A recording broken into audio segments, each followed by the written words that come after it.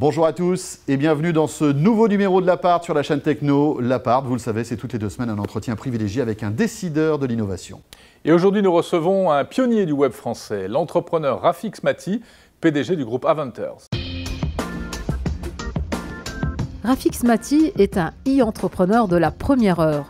Il est le fondateur de dromadaire.com, leader mondial des cartes virtuelles par Internet. Témoin attentif de l'actualité, il n'hésite pas à prendre la parole dans les médias pour partager sa vision du futur. Il est l'auteur de plusieurs livres, dont L'éloge de la vitesse et Révolution Y, consacrés aux jeunes générations. Rafik Smati dirige le groupe Aventers, comprenant également la société d'impression Oprint.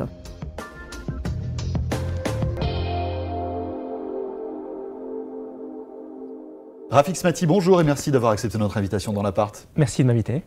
Alors dans quelques semaines, ça va être la grande période des fêtes de fin d'année. Et Rafik Smati, grâce à vous, depuis quelques années, on n'envoie plus de cartes papier, on envoie surtout des cartes par Internet. C'est la révolution des cartes dématérialisées que vous avez concrétisées en France. En fait, c'est un concept qu'on a ramené des États-Unis déjà en 1998, mais qu'on a recréé en France, ce qui fait qu'aujourd'hui, la France est le premier marché, sur une idée toute simple, c'est que pourquoi envoyer ses vœux uniquement pour la nouvelle année et pour les anniversaires? Pourquoi ne pas les envoyer pour tous les événements de la vie? Après tout, lorsque une Madame Michu rencontre une autre Madame Michu aujourd'hui, de quoi parle-t-elle? Elle parle de météo, de leurs enfants, de leurs petits-enfants. Et nous sommes tous des Michu. Et nous sommes tous des Madame Michu et des Monsieur Michu en puissance. Et c'est ce qui fait qu'aujourd'hui, les Français s'échangent des contenus immatériels sur tous les événements de la vie, et notamment le temps qu'il fait, par exemple. Alors, est-ce qu'il n'y a pas un phénomène de mode derrière tout ça? C'est vrai que c'était très branché d'envoyer des cartes il y a encore quelques années, au début du web. C'est toujours très populaire, ça marche toujours autant. C'est un business qui est en progression, Rafik? Ça marche de plus en plus, mais pas forcément auprès de la même cible qu'avant. Effectivement, au tout début, on était sur un modèle qui était très branché. Envoyer ses vœux par Internet. Ça a changé un petit peu du papier. Exactement. Mais aujourd'hui, bon, c'est devenu... Mais c'était énormément les jeunes qui les envoyaient à l'époque. Et aujourd'hui, ce ne sont plus tant les jeunes. Les jeunes, ils sont sur leur terminaux mobiles, ils communiquent par SMS. Aujourd'hui, c'est la femme de plus de 35 ans qui a concrètement besoin et envie de souhaiter les anniversaires, de remercier après un dîner. Une personne qui est dans une logique de relation sociale très intense. Et cette personne a besoin de support pour communiquer ses émotions. Et l'e-card répond parfaitement à ses besoins. Alors, votre parcours d'entrepreneur, racontez-nous un petit peu comment ça s'est passé. Il a commencé en 98, alors que j'étais en dernière année d'études. Je faisais les deux en même temps, c'est-à-dire que je faisais partie de ces ovnis qui, le matin, à 7h30 du matin, allaient dans la salle informatique de l'école, répondaient à ses mails, bossaient un petit peu, faisaient la même chose pendant les récréations et entre midi. Et là, on est en quelle année? Là, on est en 98. 98, d'accord. Et pour la petite histoire, au début, mes parents ne me prenaient pas trop au sérieux. Ils pensaient que c'était une lubie, un jeu, ce dromadaire que je lançais. Et un jour, mon père me pose la question, il me dit « Mais qu'est-ce que tu comptes faire après l'école ?» Je lui dis « Je compte me consacrer 100% à dromadaire. » Il me dit « Mais tu plaisantes ?» Je lui dis « Soyons sérieux. Non, c'est exactement ce que je compte faire. » Autant être chanteur, enfin. Voilà, c'est ça. Et non, il me disait, mais il faut que tu te fasses ton expérience dans une grande boîte, c'est maintenant que ça va se jouer. Et sur le papier, il n'avait pas tort, mais je connaissais Internet depuis quelques années, c'était un terrain de jeu fabuleux sur lequel j'avais envie de m'investir. Et le démarrage a été un démarrage en trombe, assez rapide. Et pourquoi dromadaire? Pourquoi ce nom? Pour une raison très simple, c'est qu'à l'époque, j'étais fasciné par une marque qui est encore très connue, qui est la marque Amazon. Et ce que j'adorais dans cette marque-là, c'est d'abord, elle évoquait un univers, on pouvait y mettre plein de choses derrière, et que d'autre part, elle n'avait rien à voir avec l'activité qu'elle engendrait derrière. Ce n'était pas livre.com ou disque.com. Donc moi, je ne voulais pas un site qui s'appelle carte quelque chose, j'y voyais une dimension beaucoup plus générale, et je voulais que les internautes puissent se projeter dans un univers. Et puis la dimension mémotechnique de la marque était absolument non négligeable, et c'est comme ça qu'on est parti avec la marque Dromadaire. Mais ce qu'il y a d'amusant, c'est que quand on crée son entreprise comme ça en 98, on n'est pas forcément très ambitieux et on ne projette pas la dimension internationale. On ne se dit pas qu'un jour, cette marque-là... Dromadaire sera en Angleterre, en Italie, en Espagne, etc. Oui. Et donc, en italien, ça fait quoi? Dromaderie? Ça doit faire dromedario ou quelque chose du genre. Et c'est ce qui nous a amené à créer une autre marque pour notre développement international. Alors une marque qui n'est pas connue en France, qui s'appelle Kiseo. Mais le numéro 1 allemand s'appelle Kiseo.de par exemple, et c'est nous, et qui est effectivement passe-partout. Malgré tout, vous avez connu des passages plus difficiles. Hein. Quels sont vos fails? Écoutez, il y a eu une vraie traversée du désert entre 2000 et 2003. Enfin, cela dit, pour un dromadaire, c'est un peu normal. Certes. Et le dromadaire a des forces et des réserves qui lui permettent de bien faire cette traversée du désert, ce qui a été le cas.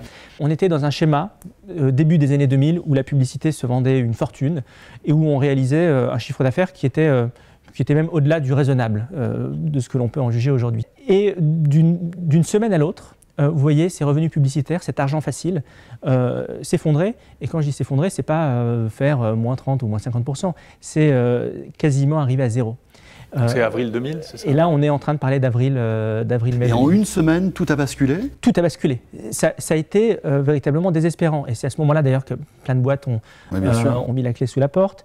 Et là, à ce moment-là, ça a été une période très dure parce que évidemment personne s'y attendait et moi le premier et ça a été le début de 3 ans assez difficiles où il a fallu se remettre en cause, où il a fallu accepter l'idée d'être plus modeste, d'avoir des équipes beaucoup plus compactes. Mais alors comment on réagit dans ces cas-là? On hiberne, on cogite, on essaie de se diversifier. C'est quoi la solution? D'abord, c'est la foi. C'est développer le sentiment selon lequel le projet que vous portez ne peut pas ne pas marcher. C'est quelque chose qui est absolument ancré en vous. Et quand vous avez ça, eh ben vous bossez. C'est probablement l'expérience la plus importante et la plus intéressante que j'ai eue. J'ai même probablement beaucoup plus appris de cette période-là que mes 5 années d'école. Dans une vie d'entrepreneur, c'est quelque chose qu'on n'oublie pas. On en sort forcément différent. Et lorsque je vois des entrepreneurs me faire part de leurs difficultés, et aujourd'hui, Dieu sait comme les choses ne sont pas forcément faciles, je leur explique ce qui m'est arrivé et je leur explique que s'ils ont foi en leur projet et s'ils vont au bout de leur idée, ça marchera forcément. Alors peut-être pas au niveau qu'ils espèrent, mais ça marchera forcément. Et au fond, ce sont les grandes tempêtes qui révèlent les grands navigateurs. C'est-à-dire que ceux qui ont une vraie âme d'entrepreneur se révèlent dans ces moments-là. Et ceux qui se sont lancés, et il y en a eu beaucoup dans les années 2000 par effet de mode ou par opportunisme, en général ne continuent pas longtemps. Quelles sont pour vous les innovations de demain? Il y a 2 innovations ou 2 terrains que j'observe particulièrement, alors qui sont a priori assez éloignés du sujet des sujets sur lesquels je suis. Le premier, ce sont les nanotechnologies. Il y a une vraie révolution et je crois qu'on n'a pas encore, et notamment l'opinion publique n'a pas encore pris la mesure des révolutions. C'est encore un peu abstrait. Oui, c'est abstrait. Mais, donc on est dans l'infiniment petit. On est dans l'infiniment petit. C'est ça. Il y aura des répercussions en matière d'énergie, notamment d'énergie solaire. On sait que l'un des grands enjeux du solaire, ce sont les rendements. Là, on va être capable d'atteindre des rendements exceptionnels.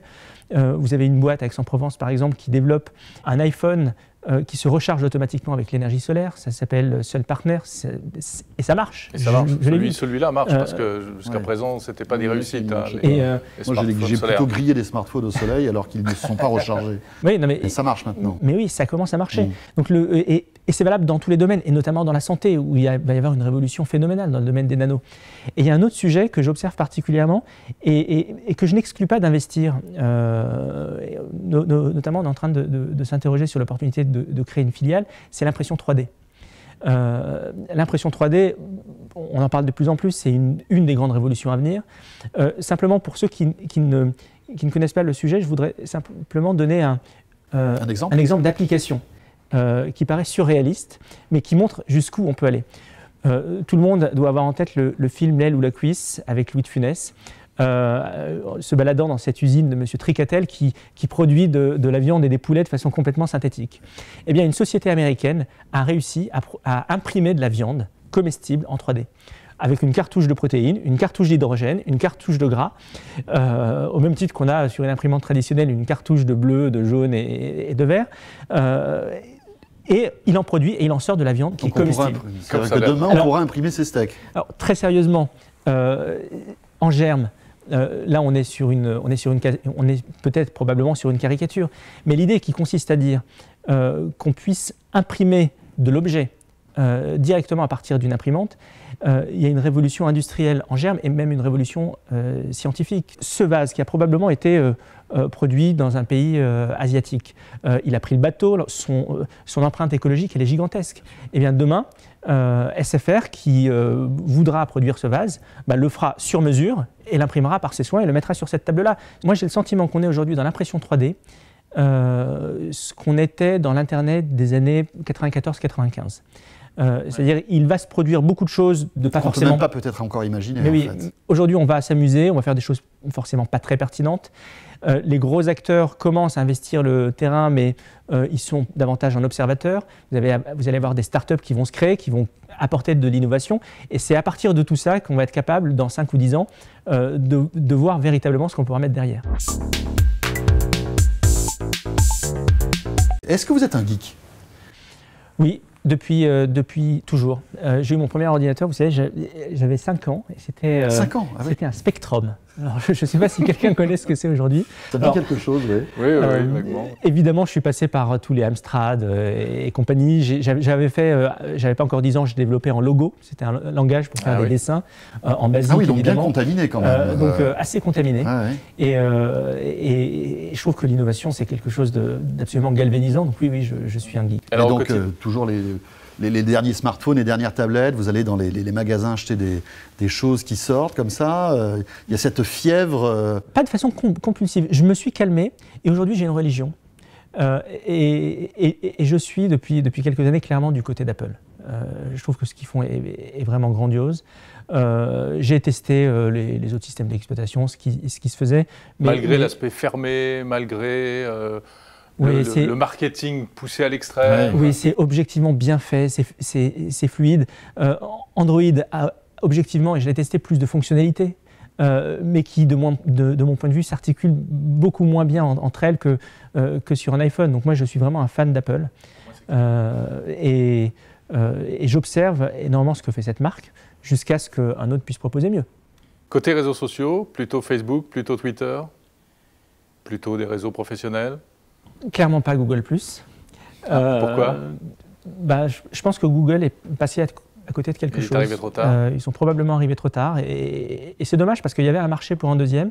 Ils sont arrivés à un moment où Facebook suscitait beaucoup d'inquiétudes, notamment sur le respect de la vie privée, etc. Ils auraient pu jouer un bon coup. Ça n'a pas été le cas. Je continue à utiliser Facebook. Je dis bien je continue à utiliser Facebook, mais de façon beaucoup plus passive. Et aujourd'hui, je suis plus actif sur Twitter. Eh bien, Rafik Smati, merci d'avoir été notre invité dans l'appart. Merci à tous les deux. Merci de nous avoir suivis aujourd'hui encore. Et on se retrouve évidemment dans 2 semaines avec un nouveau décideur de l'innovation. Salut à tous.